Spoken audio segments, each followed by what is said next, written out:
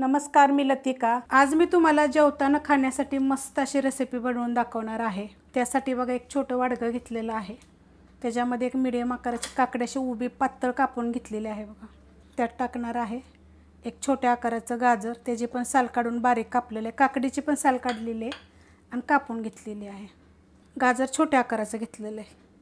अर्धा बीटरूट घेतलेला आहे, त्याची पण साल काढून बघा अशी पातळ कापून घेतलेला आहे। खिसून जरी घेतलं तरी चालेल बरं का, मी कापून घेतलेला आहे सगळं। एक मीडियम आकाराचा कांदा घेतलेला आहे, तो पण असा उभा कापून घेतलेला आहे। अर्धा टोमॅटो घेतलेला आहे, थोडंसं जास्त घातलं तरी पण चालू शकते। त्यात टाकायची आपल्याला एक पोपटी कलरची मिरची, तिखटाप्रमाणे घ्या बरं का।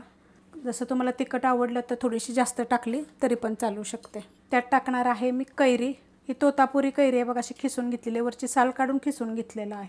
त्याच्यामध्ये टाकणार आहे थोडंसं काळं मीठ, थोडंसं टाकायचं आपल्याला साधं मीठ, छोटा एक चमचा पिठी साखर, छोटा अर्धा चमच्याला कमी असे मी जिरे पावडर भाजून कुटून घेतलेले एकदम बारीक। त्यात टाकणार आहे मी थोडासा एकदम चाट मसाला, छोटा अर्धा चमचा लिंबाचा रस, कैरी टाकलेली आहे तरी पण छोटा अर्धा चमचा लिंबाचा रस टाकायचा।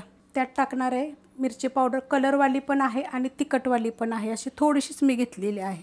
वरून टाकणार आहे थोडीशी कोथिंबीर। आता हे सगळं एकजीव करून घ्यायचं व्यवस्थित। मस्त असं बघा मी मिक्स करून घेतलेलं आहे। तुमच्याकडे जर असले तर थोडेसे डाळिंबीचे दाणे पण टाकले तरी पण चालू शकतात। कोशिंबिरीचे तर इतक्या रेसिपी मी अपलोड केलेल्या आहेत, पण तुम्ही अशा पद्धतीने एकदा जरूर करून बघा। झटपट असं चविष्ट होतं आणि गरमीच्या दिवसात काहीतरी असं वेगळं खायची इच्छा होती तर तुम्ही अशा पद्धतीत पण थोडं सगळं साहित्य आणून करू शकता। रेसिपी आवडली तर लाईक करा, सबस्क्राईब करा, कमेंट करा आणि शेअर बी करा।